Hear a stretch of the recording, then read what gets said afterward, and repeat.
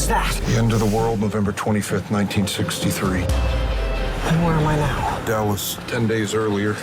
I need to find my family. JFK, time travel, civil rights, hippie cults, bureaucratic goldfish. I mean, season 2 has it all. Can you talk to us about where you expected the Umbrella Academy to go after season 1 versus how this season unfolds? So the first thing, which is sort of different than the graphic novel, is I wanted to spread them out in time. I wanted to give them a chance to sort of be alone again before they get reunited, stronger than before. And the 60s, it was a very tumultuous time, dealing with civil rights then as we are now. It'd be very difficult to be a gay or queer person then. It was just very, very explosive time to have suddenly our misfit, dysfunctional family showing up to mess with time. We brought the end of the world back here with us. Oh my God, again? I was really excited to play Vanya Happy. You know, I think we see her at the beginning of this season and she's very different. First season, of course, she was very closed off, depressed, anxious, and it's nice to create a Vanya who's more comfortable in herself, in her body. Justin, what aspects of your character were you most excited to expand upon and explore in this season? Ben gets a lot more independence and agency this season, which is really exciting. I think last season he was sort of a tag along to Klaus, and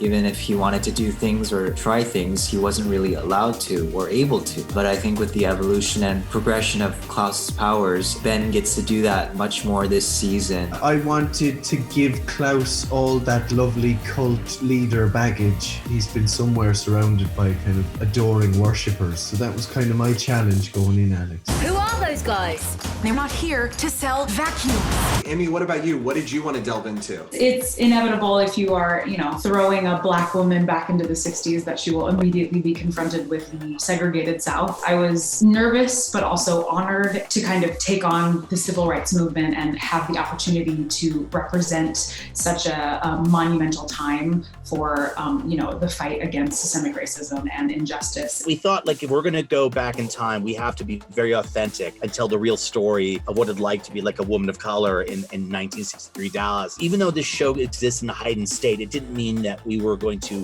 shortchange those stories. We wanted to tell them as real as possible. We did a lot of research and we wanted to make them get those right. I heard a rumor. You punched yourself in the face. God damn it! I think him trying to change the timeline and trying to figure out where Dad is, what did Dad have to do with JFK, that was probably the most exciting.